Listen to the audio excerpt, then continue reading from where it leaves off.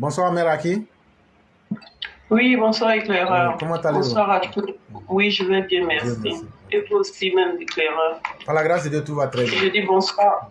Ah oui, Dieu merci. Bonsoir à tous les élèves de la classe, à tous les élèves de la classe sans exception. Et merci au professeur pour cet autre texte euh, qui nous a offert. Éclaireur, déjà, quand je vous entends dire quoi? Revenir sur les criminels de notre République qui sont tous ceux-là qu'on a cités. Éclaireur, je vous assure qu'à vous entendre tout ce que vous avez déroulé, je sens un soulagement parce que rien qu'à voir ces gens s'exprimer, s'exhiber, je fais plus encore aujourd'hui allusion à Blé Goudé. Je vous assure, vous ne pouvez pas imaginer dans quel état je me trouve. Parce que je me dis, ça peut pas être juste, quoi. Mais bon, ainsi sont les choses.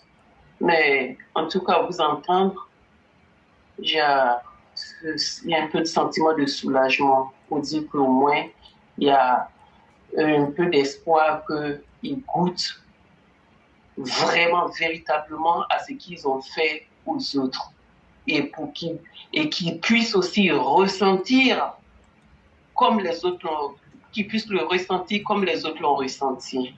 Et ça, j'ai ce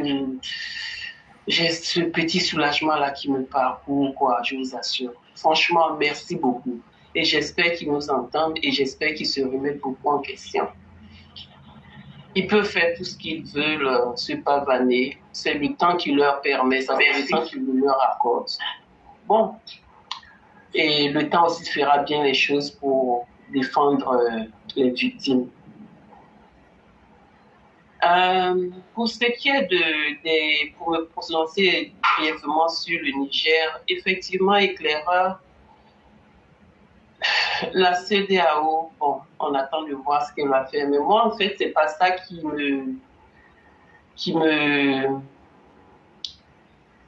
je veux dire, c'est pas sur eux que je me penche, mais plutôt, je me dis enfin, avec ce qui se passe aujourd'hui dans la partie Ouest Afrique, enfin la partie francophone de l'Afrique de l'Ouest, il y a je ne sais pas si c'est une malédiction, si c'en est une, bon, que Dieu nous aide à en sortir. Mais sinon, avec le cas du Niger, qui ne sort de nulle part, comme on l'a vu d'ailleurs au Mali, et encore même en Guinée, pour ne pas parler du Burkina, franchement, tout ça ne ressemble à rien. Mais aujourd'hui, je me dis qu'il faille vraiment plutôt les laisser les observer et les ignorer en quelque sorte. C'est mon point de vue, voilà, c'est comme ça que je le vois. Il faut les ignorer et de toute façon, ils vont se cogner la tête. Mais maintenant, si le peuple du Niger lui-même peut renverser la situation, bon, félicitations, bravo à eux s'ils peuvent le faire. Ce sera que tant mieux pour eux. Sinon, ils sont au début d'une galère qui ne dit pas son nom. Et ce sera, voilà, tant pis pour eux s'ils ne peuvent rien faire. Ignorer en tous les cas, bon, ce ne sera pas aux autres d'aller les sortir de leurs problèmes, si ce n'est eux-mêmes qui ne puissent compter sur personne. Si la CEDEAO peut faire ça, enfin, peut faire quelque chose pour eux, bon, tant mieux. Mais en tout cas, leur souhait de peut-être voir que la même chose s'abatte sur la Côte d'Ivoire un jour, je leur dis qu'ils peuvent vraiment déjà, ils peuvent se détromper. Mais bref. La voix du militant étant aujourd'hui éclairage, j'ai juste envie de revenir sur un fait que nous connaissons tous, qui est la raquette. La raquette, et ça, quand je parle de raquette aujourd'hui, je vise le ministère de l'Intérieur. Vous voyez, aujourd'hui encore, je sais que tout le monde s'en aperçoit, la raquette n'a pas baissé de niveau. elle se fait, on va dire presque, voilà, de façon, tout le monde le voit, c'est visuel. Et au point où quand j'étais à Abidjan, éclaireur, je m'arrêtais et puis j'intervenais en fait. Je demandais aux policiers d'arrêter et de laisser les chauffeurs de Woro Woro faire leur travail. En tout cas, je m'interposais. J'ai eu à le faire au moins 2 fois comme ça. Et sans compter ce qu'ils font aussi aux chauffeurs du Bakar. Où j'emmène, je développe ça aujourd'hui pour dire en fait que en fait, de voir les policiers partout dans la ville, en ville, ils ne font pas le travail pour lequel ils sont recrutés, formés et exercés. Ils ne le font pas, mais ils sont plutôt, je vais dire, omnibulés par le gain quotidien sur la raquette. Et du coup, tout en faisant ça, tout en se comment dire ça, tout en faisant ça comme étant leur priorité, le travail même de policier, en fait, il n'est pas fait. Donc, à la fin de la journée, nous, populations, sommes perdantes. Et puis, ces gens-là, ils sont juste là pour, on va dire, détruire l'avancée même de la société. On ne peut pas être policier, ne pas faire son travail, et puis faire de son travail plutôt, faire de la raquette son travail. Et ça, moi, je voudrais maintenant, je dis tout ça pour savoir si le ministre de l'Intérieur en est conscient, est-ce qu'il est conscient que la raquette aujourd'hui encore existe et persiste, et voilà, si la raquette aujourd'hui encore existe, et sinon, s'il en est au courant, qu'est-ce qu'il prévoit pour éradiquer plus ou moins voilà, ce mal-là. Et sinon, là, je pense qu'on a suffisamment de ressources aujourd'hui pour équiper les policiers, les agents de police de caméras du corps pour enregistrer tout ce qui, c'est pour filmer et enregistrer tout ce qui se fait pour ne serait-ce que faire disparaître ce phénomène-là qui n'est pas bon, qui ne conduit que, qui ne pourra que empiéter sur l'avancée de notre société. Et les policiers, le domaine de la police aujourd'hui est un élément quand même assez, on va dire, essentiel dans le développement de notre société. Et si on continue de laisser les choses se faire comme elles sont là, je crois que la tâche ne peut pas être, facile. Alors, si le ministre en est conscient, je crois qu'il serait bien qu'il revoie comment faire pour éradiquer ce phénomène de raquette des policiers qui finalement ne travaillent pas, je le disais, ne travaillent plus, mais sont plutôt voilà, préoccupés par le gain de la raquette. Donc, c'est un peu cette préoccupation-là que je voulais exposer aujourd'hui, sans toutefois aussi oublier que par moment, leur camion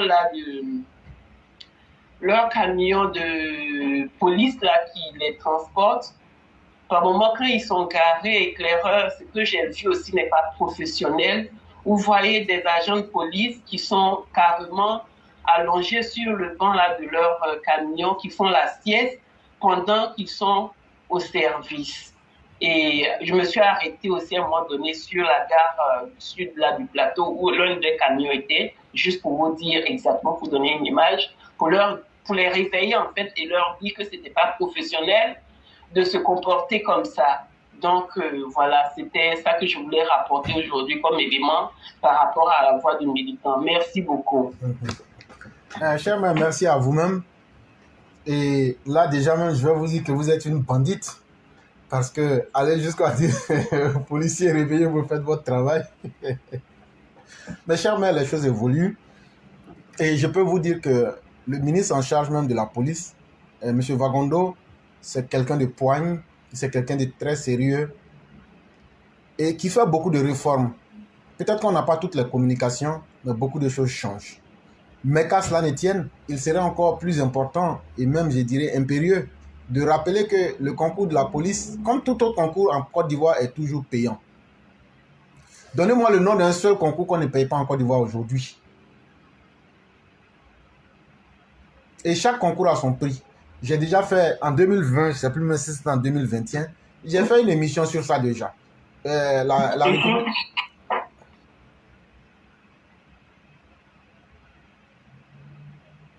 Ok, donc j'allais vous laisser la parole. Non, je vous en prie, désolé. Désolé. Ok. Et donc, comme je disais, j'avais déjà fait une émission sur ça et jusqu'à aujourd'hui, personne n'a pu contester les faits. Puisque c'était sur l'effectivité, le pragmatique que nous avions mené ces enquêtes-là.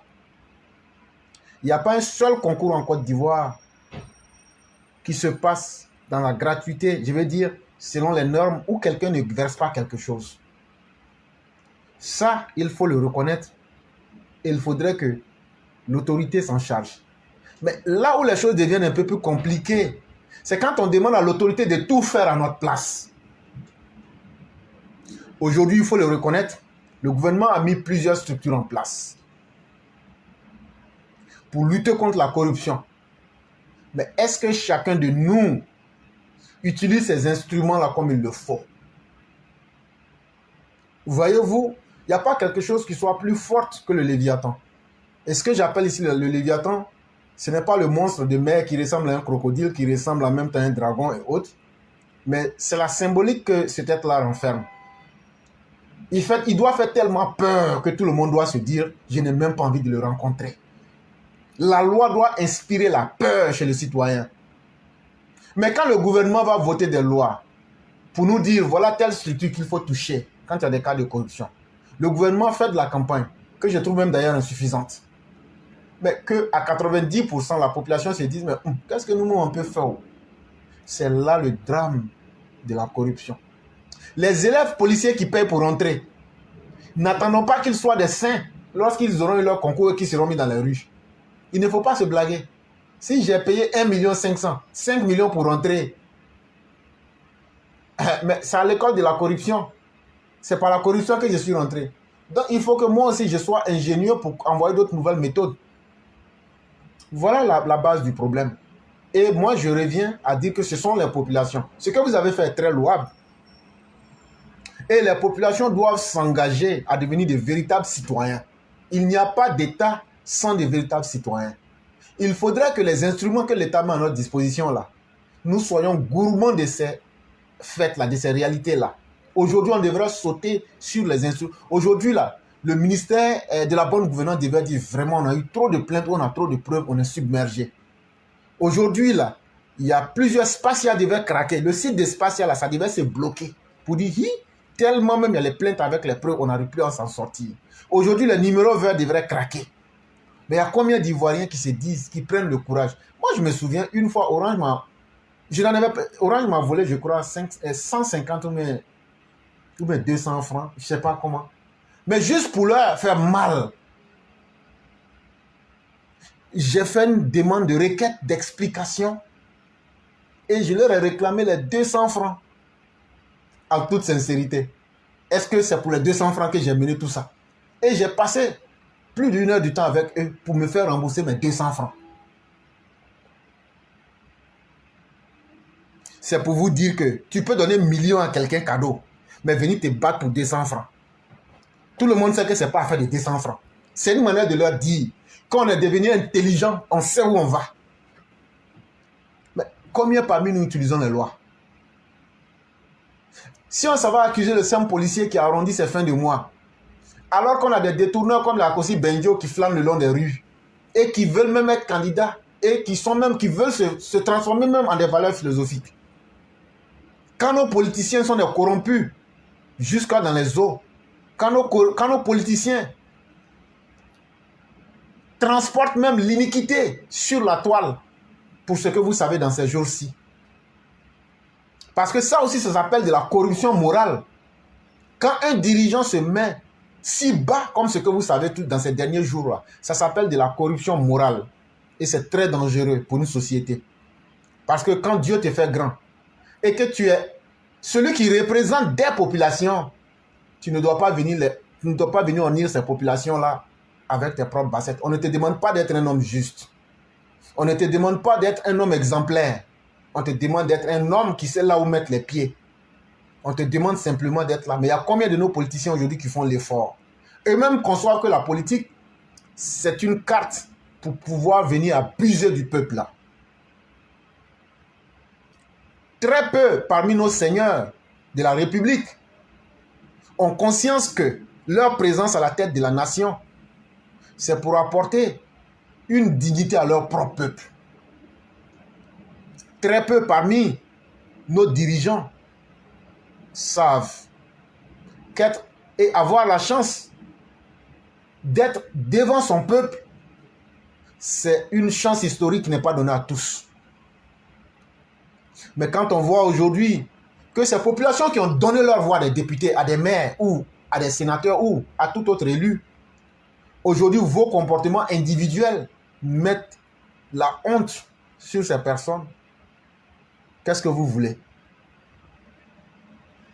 C'est de la tromperie. C'est un outrage moral. Dans un pays sérieux, on aurait destitué ces personnes-là de leur poste même de députés et autres. Mais comme chez nous, les valeurs morales ne sont pas de mise, on peut expliquer comment violer une femme à la télévision. Parce que nous, on vous a dit, ceux qui s'amusent pour dire non, non, moi je ne suis pas bon, hein. Je suis très rancunier. Ce que tu as fait là, il faut qu'on vide tous les contentieux. Moi, je ne connais pas pour quelqu'un. L'être humain doit faire beaucoup attention à ce qu'il fait aux uns aux autres. C'est pourquoi le Christ disait, ne fais pas autrui ce que tu n'aimerais qu'on te fasse. Mais ce qui n'a pas été dit, c'est que qu'une fois que tu fais ce que tu veux faire aux autres là, tu ne sais pas comment ils vont te retourner. Si tu tombes sur quelqu'un qui est rancunier, quelqu'un qui dit, tant que je ne rends pas mon coup là, je ne laisse pas là. Frère, tu vas souffrir toute ta vie. Parce que toi, tu as déjà donné. Mais lui, quand il va retourner là, tu ne sais pas comment il va retourner. Quand tu vois quelqu'un dire non, moi je suis un bon, tu ne peux pas être un bon si tu n'es pas un destructeur. Parce qu'il faut détruire le mauvais. C'est après la destruction des mauvaises personnes qu'on peut voir si toi tu es bon ou pas. Mais par faiblesse et par lâcheté, on a peur d'assumer, d'affronter le mal et on dit qu'on est devenu des agneaux. C'est faux. Il faut d'abord vaincre le mal. Après avoir vaincu le mal en toi-même et à l'extérieur de toi-même, qu'on peut savoir si tu es bon ou pas. Mais par pure lâcheté. Tu as peur de mener le combat que tu dois mener. Tu viens t'asseoir pour dire non, moi je laisse pour moi Dieu. Ou mais non, moi je n'aime pas la violence. C'est faux. Si tu n'aimes pas la violence, les autres vont exercer leur violence sur toi. Parce que la violence, elle est de plusieurs ordres. On peut faire de la violence dans le silence. On peut faire de la violence physique. On peut faire de la violence psychologique. On peut faire de la violence morale. On peut faire de la violence armée. Et donc ne vous trompez pas. Quel que soit le type, quand on les identifie là, il faut pouvoir mettre chacun à sa place. Ce n'est pas que la police, c'est tout le corps. Même le tout récent problème des passeports, on vous dit que ce sont des chefs de l'armée. Mais si les chefs même font ça, ce n'est pas le petit qui ne fera pas ça. Voilà la vraie problématique. Et donc il faut traiter le problème à la source. Et il n'y a pas quelqu'un, je ne vois pas quelqu'un qui va aller faire un pronostic contre lui-même. Tu as beau être gentil là, tu ne vas jamais lutter contre tes propres intérêts. C'est à la population de se lever pour imposer à nos dirigeants. Quand je dis nos dirigeants, je veux parler des politiciens. Je ne parle pas du RHDP. Je veux parler de tous les politiciens. C'est à toute la population de se lever pour leur dire la rente viagère là est unique. La rente viagère là, si on continue comme ça là, vous avez presque 80% à vie des biens de la République. Alors que nous, on doit continuer à payer les impôts permanemment. À un moment, là, il faut mettre frein à cela. On doit se lever pour exiger ça. Si Alassane Ouattara se lève seul pour le faire, là, ça ne sera pas bon pour lui. Mais c'est à nous, les populations, les payeurs d'impôts, de nous lever pour dire on ne veut plus. Il faut que ça cesse. C'est à nous, les populations, de dire hier, on ne peut pas combattre la corruption. Mais aujourd'hui, il y a Spacia. Aujourd'hui, tu peux appeler. Aujourd'hui, tu peux écrire sur Internet. Mais qu'est-ce qu'on fait? C'est les buzz on cherche. On paye connexion pour aller écouter qui a Béret, qui a Congossa, qui a quelque chose à dire sur l'autre. Mais on oublie notre vraie vie. Mais on est fatalement et cruellement rappelé et rattrapé par les faits. Chers auditeurs, vous nous écoutez là.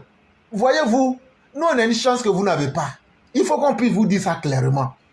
Ce combat qu'on mène là, c'est pour vous aider. Mais ce n'est pas nous à notre place de nous lever pour nous battre pour vous. Ça, il faudrait que vous compreniez cela. Donc, quand on est en train de faire ces émissions-là,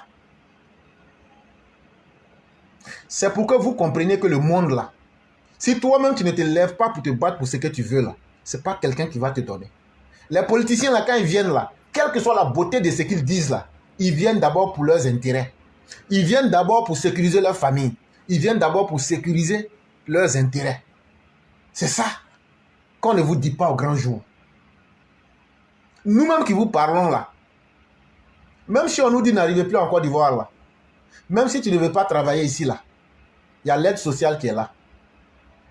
Je ne veux pas dire que c'est une manière de vivre, mais je veux vous dire que la misère que vous vivez là, nous on ne vit pas cette misère là. Et on veut que vous vous levez vous-même pour qu'on puisse changer vos conditions. Nous on vient ici, chaque soir, les gens sortent ici.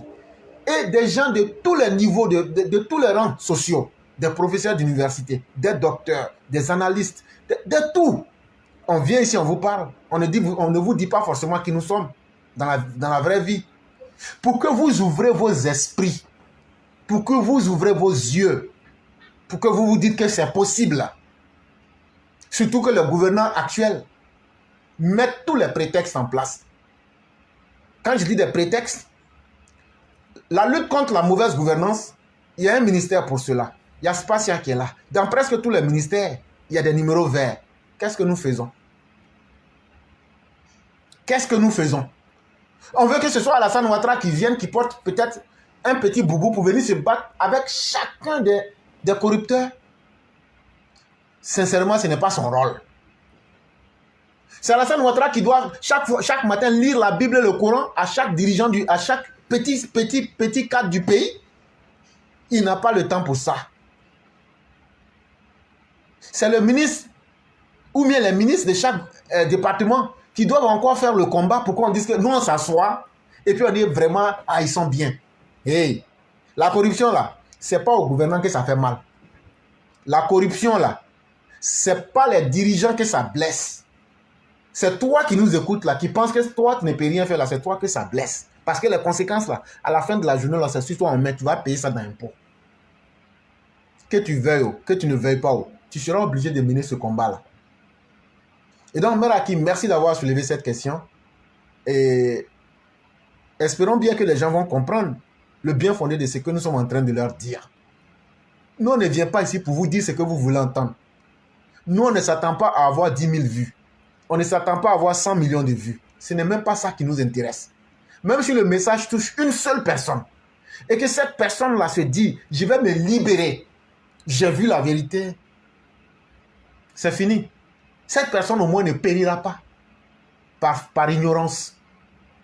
Parce qu'une société humaine, le plus grand danger d'une société humaine, c'est quand l'ignorance règne dans cette société.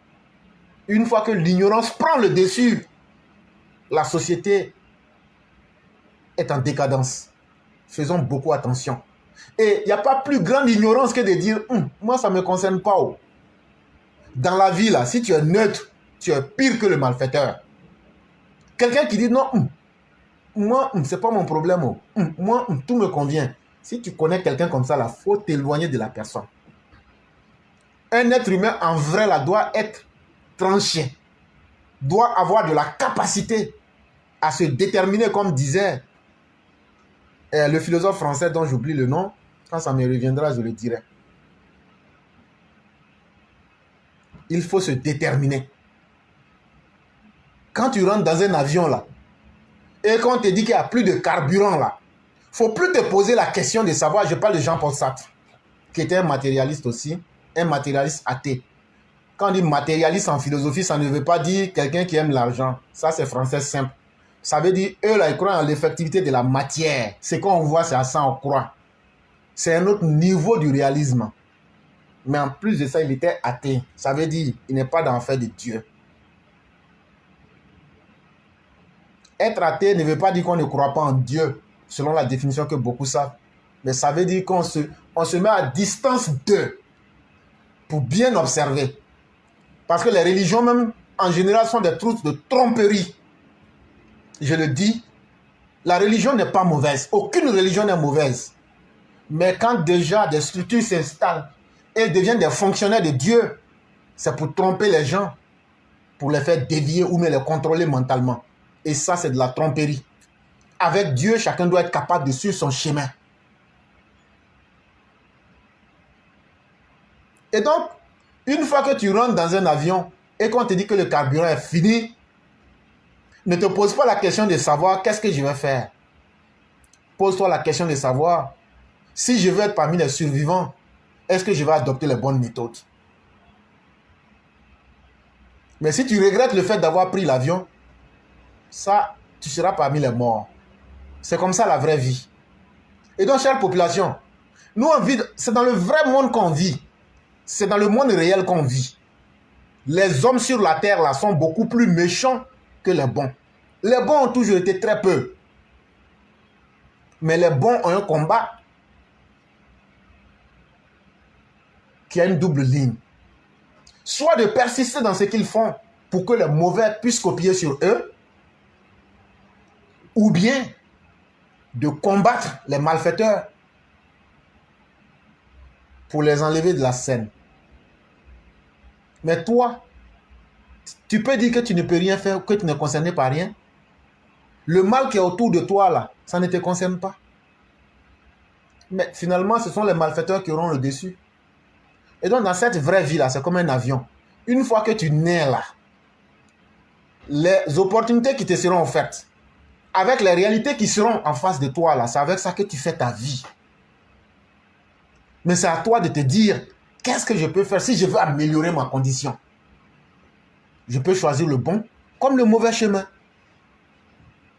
Et c'est ça, la corruption dans nos pays africains. Est-ce que nous-mêmes, les populations, on va se poser les vraies questions pour se dire, qu'est-ce qu'on fait pour combattre la corruption? Tant qu'on ne se posera pas ces vraies questions avec la détermination qu'il faut, on sera en train de perdre le temps.